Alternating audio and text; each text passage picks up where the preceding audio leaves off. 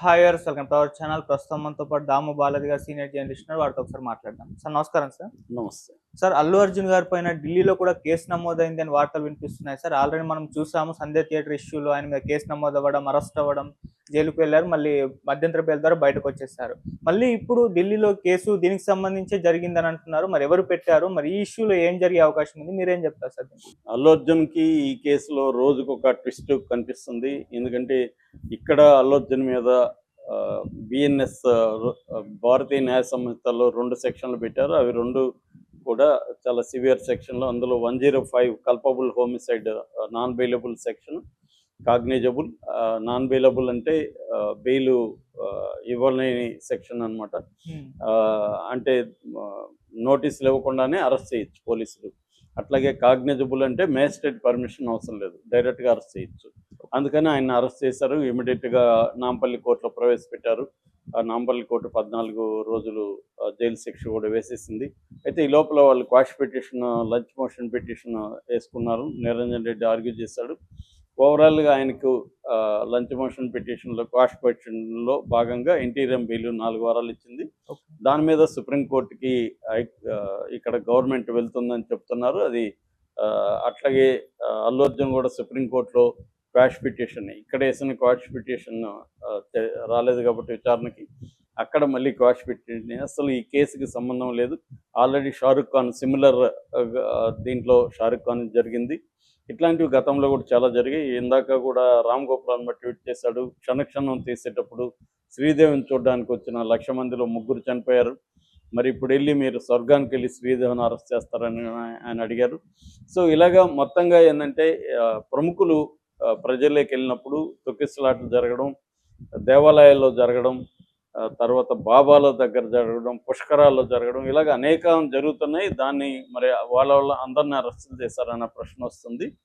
So ఏదేమైనా ఇది ఇప్పుడు తెలంగాణ నుంచి ఢిల్లీ దాకా మొత్తంగా ఇది నేషనల్ ఇష్యూ అయిపోయింది. ఈ క్రమంలో ఇప్పుడు అల్లు అర్జున్కి మరొక షాక్ తగిలింది. అదేంటంటే హ్యూమన్ రైట్స్ కమిషన్కి యుగంధర్ గౌడ్ అని ఒక బీసీ సంక్షేమ సంఘం తెలంగాణ కార్యదర్శి లేదా అధ్యక్షుడు కరెక్ట్గా తెలియదు, ఆయన ఈ బీసీ సంఘం తరపున కోర్టులో కేసు వేశాడు. ఎందుకంటే ఈ ఫ్యామిలీ కూడా బీసీలు, వీళ్ళ చనిపోవడానికి కారణం అల్లు అర్జునే అనేది ఆయన హ్యూమన్ రైట్స్ కమిషన్కి పిటిషన్ వేస్తాడు. హ్యూమన్ రైట్స్ కమిషన్ దాన్ని యాక్సెప్ట్ చేసింది.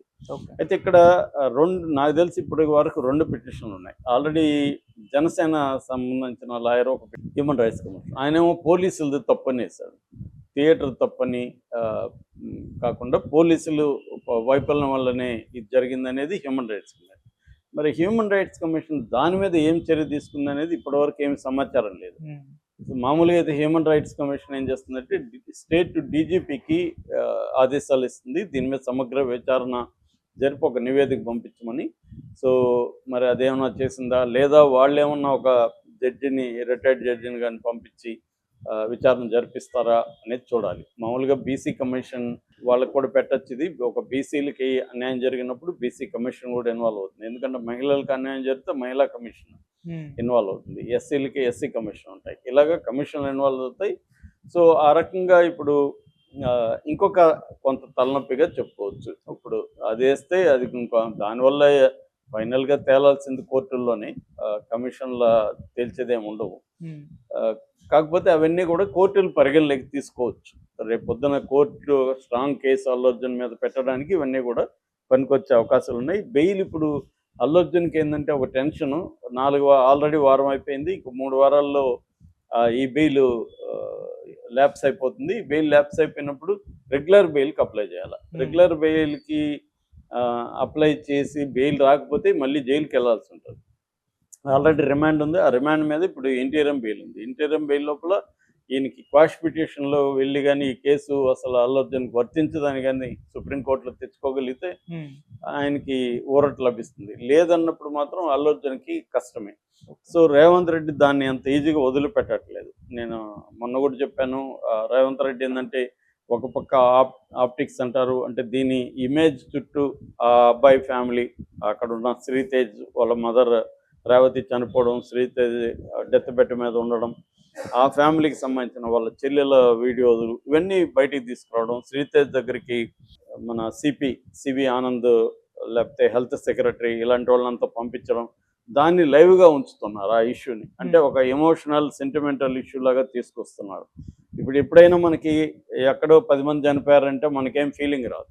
కానీ ఆ 10 మందిలో ఫ్యామిలీస్ దగ్గరికి వెళ్ళి వాళ్ళ పిల్లలు ఎలా ఫీల్ అవుతున్నారు, ఈ వీడియోలంతా వస్తే మనకి సింపతి, అయ్యో పాపం అనిపిస్తుంది. అవును. ఎప్పుడైనా డీటెయిలింగ్లో డెవిల్ ఇన్ ద డీటెయిల్స్ అనే ఒక సామెత ఉంది.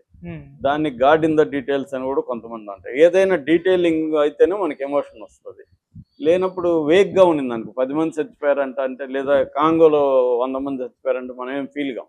అవును. కానీ ఇక్కడ ఒకరు చనిపోయారంటే ఎలా చనిపోయినారు చూడండి, వీడియోలు చూపించి పిల్లల దగ్గర మాట్లాడించి ఇవన్నీ చేస్తే మనకి ఎమోషన్ వస్తుంది. సో ఆ కైండ్ ఆఫ్ చేయడానికి రేవంత్ రెడ్డి ప్రభుత్వం ట్రై చేస్తుంది ఒక వైపు. రెండవ వైపు లీగల్గా దీన్ని ఎలా తీసుకెళ్లాలనేది ట్రై చేస్తుంది. అందుకని అల్లు అర్జున్ రావద్దంటే కూడా వచ్చాడు అనేది ఒక లెటర్ కూడా ప్రొడ్యూస్ చేశారు. అంటే థియేటర్ యాజమాన్యం పర్మిషన్ అడిగినప్పుడు పోలీసులు రిజెక్ట్ చేశారు, రావద్దని చెప్పారు క్లియర్గా అని ఒక లేఖ కూడా ఉంది. మరి ఆ లేఖ నిజమా అబద్ధమా తెలియదు. నిజమైతే కోర్టులో ఈ బెయిల్ అప్పుడు ఎందుకు పెట్టలేదు, జడ్జి గారు కూడా అడిగారు, జువాడి శ్రీదేవి గారు, మీరు రావద్దని చెప్పడానికి ప్రూఫ్ ఉందా, ప్రూఫ్ ఉంటే పెట్టండి అని అడిగారు. వీళ్ళు టైం అడిగారు తప్ప అప్పటికప్పుడు పెట్టలేదు. సో అది నిజంగా ఉంటే ఇవాళ వాట్సాప్లో ఎంతసేపు పంపించడానికి, అది జడ్జి గారు ముందు పెట్టడానికి ఎంతసేపు ప్రింట్అవుట్ తీసుకొని, పెద్ద విషయం కాదు కదా. కానీ మరి ఎందుకు వీళ్ళు పెట్టలేదు, అది ఫేక్ అనేది ఒక డౌట్. రెండవది, మరోవైపు కాంగ్రెస్ నాయకులకు బక్కా జడ్సన్ రెబల్ నాయకుడు ఆయన వెళ్ళి అసలు అల్లు అర్జున్ 25 లక్షలు ఇవ్వలేదు, ఓన్లీ 10 ఇచ్చాడు, మోసం చేశాడు అల్లు అర్జున్ అని ఒక అతను నెరేటివ్ని ఆయన అనౌన్స్ చేశాడు. దానికి ఇప్పటివరకు అల్లు అర్జున్ టీం నుంచి ఎక్స్ప్లెనేషన్ లేదు. అది నిజమే అన్నట్టుగా మనకు అనిపిస్తుంది. ఎందుకంటే ఒకేసారి డబ్బులు ఇవ్వలేదా తెలీదు. అట్లాగే హాస్పిటల్ ఖర్చులన్నీ మేమే భరిస్తున్నాం అనేది సివి ఆనంద్ కమిషనర్ డిక్లేర్ చేశాడు.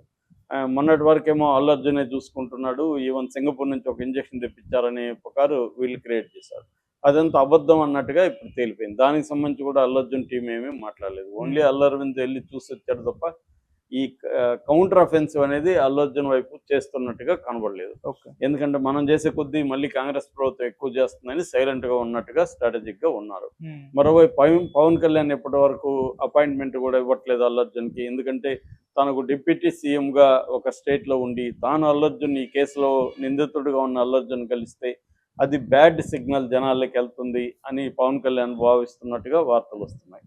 ఎందుకంటే ఇది బంధువుల వ్యవహారం కాదు, ఆయన పొలిటికల్గా ఒక డిప్యూటీ సీఎం కాబట్టి